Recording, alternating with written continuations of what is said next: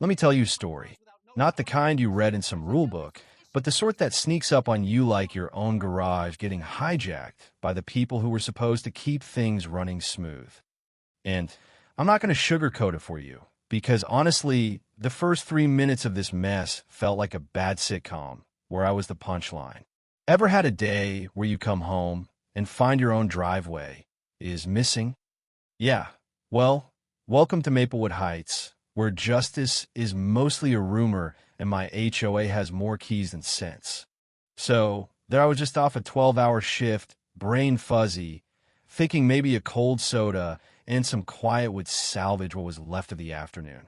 I pull up to my driveway and slam the brakes hard enough that my seatbelt leaves a mark. Because right there, idling in my garage like they own the place, were two diesel-belching trucks. HOA logos smeared across the sides, hazard lights blinking like some kind of warning. Diesel hanging in the air, neighbors peeking from behind their curtains, everyone pretending they aren't watching. But you know how it is. Nobody ever wants to be first. At first, I thought, nah, maybe I'm dreaming, right? But no, the beep of the garage remote is real. The clatter as the door sticks halfway is real. And so is the headache brewing behind my eyes. The trucks are real too, big ugly things smeared with oil, chewing up the concrete that used to be mine, the honest kind of mess. Not this circus. Now my garage, it's not just a room. It's my shop, my storage, my peace, and the only way in or out is that driveway. That's it. End of story. Or so I thought. I barely get a word out before she steps into the frame like she's been waiting for the curtain to lift. Delilah Thornberry. Impossibly polished, perfect hair, clipboard under her arm like a judge on court TV. She smiles one of those smiles that says, "Let's see how much you'll take before you break." Ezra Caldwell, right? She chirps. "Welcome home." I nod, staring right past her at the trucks, as if maybe they'll disappear if I just ignore her long enough. "Why are your vehicles in my garage?" I ask, each word coming out a little sharper than I mean. She doesn't even blink. Emergency protocol. I repeat it back to her, tasting the words, waiting for them to make sense. Emergency protocol? You put trucks in my garage because of an emergency? She taps her clipboard, nails perfect, voice like she's reading from a brochure. Road resurfacing impacted the community. Temporary staging was required. In my garage? Without my permission? Now I'm loud. Don't even care who hears it. She smiles again. The HOA has authority to ensure community access remains functional. My garage isn't community access. I can feel my hands shaking, not from fear, but the kind of anger that builds when you know something's wrong but can't quite make it stop. She pivots her clipboard, presenting a notice like it's evidence at a trial. Big, bold letters, columns, fees, signaturisa violation notice, addressed to me for blocking access to my own property. I look at her, then the trucks, then the paper again. "You're handing me a violation," I say slowly, "while your trucks are blocking my only access?" "Correct," she says, and for a second, it almost sounds like she believes it. I ask her what gives her the right. She says it like it's nothing. "I have the master keys. For the good of the community." And right there, in that moment, I realize these people aren't just making up the rules. They think they own the place. They think a clipboard and a title means they get to walk through your life. No warning, no consent. I tell her about my aunt, how she lived here for decades, how nobody ever mentioned the HOA could just waltz into the garage whenever it suited them. Delilah tilts her head, all patronizing. New homeowners often struggle with the covenants. I'm not struggling. I'm asking why she's trespassing. She notes it down me, escalating tone, like that's the problem. And across the street, porch lights start popping on, one after another. Eyes behind blinds. Delilah straightens up, feeding off the attention. "Move the trucks," I say again. "They will be removed when the emergency period ends." "What emergency?" I snap.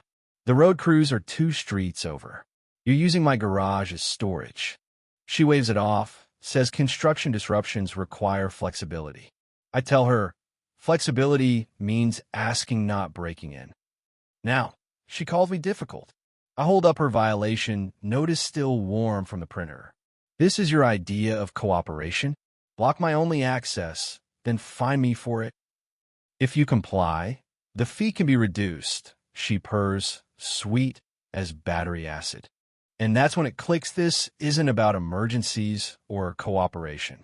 It's about control, about money. So that's what this is? A cash grab? She doesn't even deny it. Just starts scribbling again. You can always appeal through proper channels.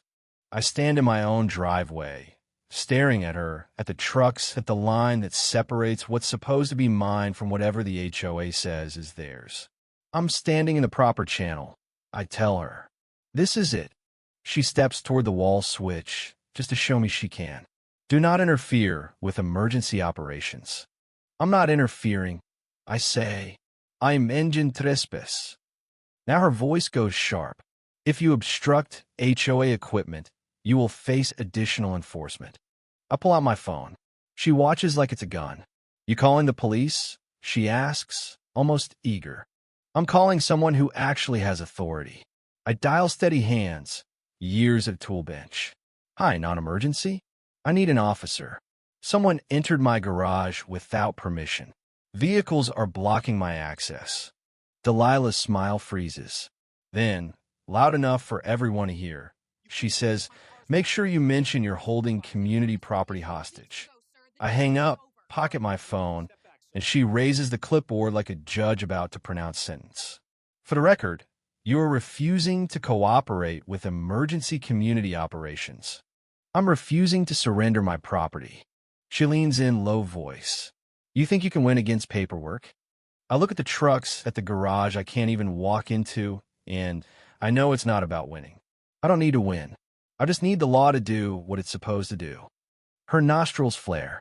Unlock the garage. I don't touch her trucks. I don't touch her clipboard. I step to the keypad and do the one thing that's still mine. I lock it. Click. Her eyes go wide. What did you do? I secured my garage. You can't keep vehicles in a place you're not allowed to access. That's unlawful detention, she spits. They're not detained. They're trespassing. And from across the street, a whisper, he locked them in. Delilah hears it, cheeks flushed. Then she turns it into another announcement. Excellent. I will be reporting this as hostile behavior toward the community. I tuck the violation notice into my pocket, watch her step back still in control, or so she thinks. She says, you just made this official. Right then, red and blue lights slash across my driveway. A tow truck pulls up, its hook swinging low. The officer gets out gray at the temples, the kind of guy who doesn't mistake drama for an emergency. He nods at me. Evening, sir. I nod back, jaw tight. Thanks for coming. Delilah jumps in, rapid fire. Officer, this man has illegally detained community vehicles. We're in the middle of emergency operations. The officer looks at the trucks at the garage, then at her. Emergency operations for what? She gestures down the street. Infrastructure disruption. He glances that way, unimpressed. Ma'am, the road crew wrapped hours ago. Delilah's smile strains. Residual impact. He turns to me. Your property? My garage. And that driveway is the only access. Delilah cuts in again, talking about the HOA's authority. The officer just raises a hand, calm but firm. Do you have documentation that allows you to enter a private garage and stage vehicles inside? Delilah hesitates. The covenants? He shakes his head. I didn't ask about covenants. I asked for written authorization to seize control of this homeowner's garage. The word seize lands hard. Neighbors lean forward. Delilah says something about common access, but the officer's having none of it. Impact doesn't equal ownership. The pressure in my chest loosens. The officer turns to me again. You called because vehicles were placed here without your consent? Yes, sir. And I locked my garage. Delilah scoffs. He's holding community property hostage. They're on private property, he says. That's a technicality, she snaps. No, ma'am. That's the law. He walks around the trucks, then nods at the tow truck. You can remove them. Delilah stiffens. You can't authorize that. He meets her eyes. I can authorize the removal of trespassing vehicles. She drops her voice, furious. This is an abuse of discretion. The tow operator shrugs, chewing gum. You want him out? Yes. Clear the access. The winch squeals to life, metal clanks, and I swear it sounds like freedom. Delilah turns to me, fire in her eyes. You think this proves something? I don't answer. I watch as those trucks get dragged out, one by one, concrete scraping under the weight, the sun catching the dust. The space opens. A neighbor lets out a whistle. When it's over, the officer nods. Your access is clear.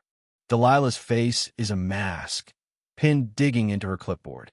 This isn't over. He tells her, if you believe you have legal standing, pursue it through proper channels. He turns back to me. If there's further trouble, document everything. The tow truck pulls away, and the street settles. My garage is open again. Doesn't feel like a win. Not yet. Delilah steps close, low voice. Enjoy the moment. Paperwork will lock you out. And then she's gone, heels clicking like a countdown. That night, I sit at my kitchen table, staring at a yellow document I dug out of my aunt's boxes. The deed. 1962. Surveyor's seal pressed deep. My driveway, my garage access mapped, measured, and recorded long before the HOA was even a rumor. The next morning, I bring it to the diner. The surveyor takes one look and says, "Where'd you find this?" He comes to the house, marks the lines, double-checks everything. "This strip," he says, "it's yours. Always has been." At the attorney's office, he nods. Original record controls. No vote, no bylaw, no clipboard changes that. Turns out what Delilah threatened, paperwork will lock you out. Well, she was right, just not in the way she thought. That night, I call a newsroom. I believe the HOA has been restricting access they don't control. The reporter asks for documents. Yes, I say, I can send them. Next day, emergency HOA meeting. I walk in, the deed and a surveyor behind me. Room goes quiet, a kind of quiet that stings. Delilah sits at the head, cool as always.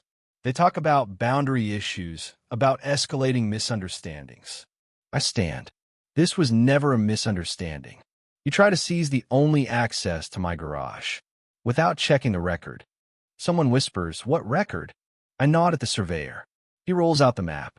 "This access belongs to Mr. Caldwell." Delilah protests. "Our maps show it as common area." The attorney steps in. "Original records don't expire." The surveyor says, "Your maps were always wrong." I look right at Delilah. "You blocked my access, parked trucks in my garage, issued a violation for an obstruction you created all without checking the one record that mattered." The room stirs. The camera hums. The reporter steps forward. "Mrs. Thornberry, did the HOA review the original deed before acting?" She deflects. Reporter pushes. "Did you look at this record?" Finally, Delilah admits, "We acted in the community's best interest." But the crowd sees it now. They try to take what wasn't theirs. The county arrives next, yellow tape fluttering, a man with a folder stamped and sealed. "This record is valid. Your maps are secondary. Work is suspended. The garage access remains yours. No easement de place." Delilah fumbles. One old piece of paper outweighs the bylaws. Yes. And just like that, the ground shifts. My garage is mine again. Not because someone said so, but because it always was. By that afternoon, neighbors show up. Plates of food, coolers, a bag of charcoal.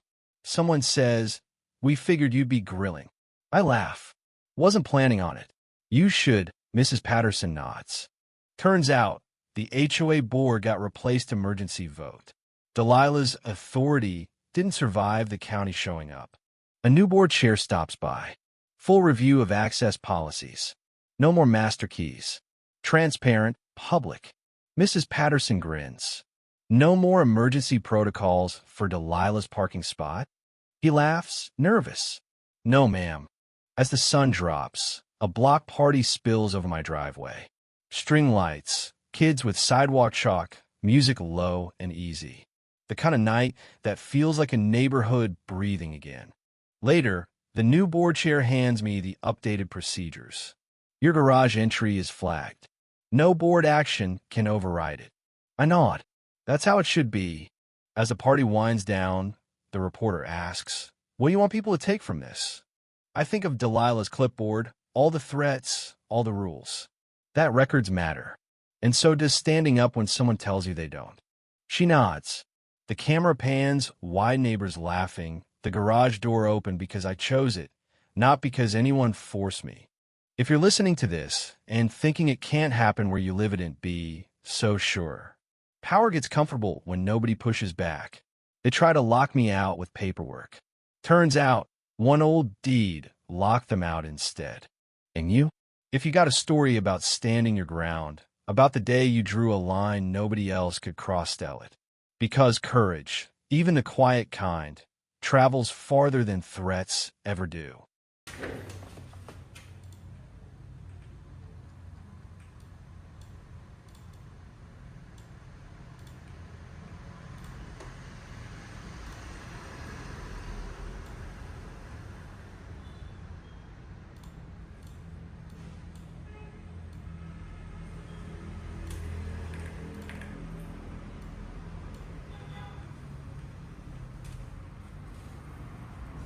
Cảm ơn tất cả các bạn đã xem video.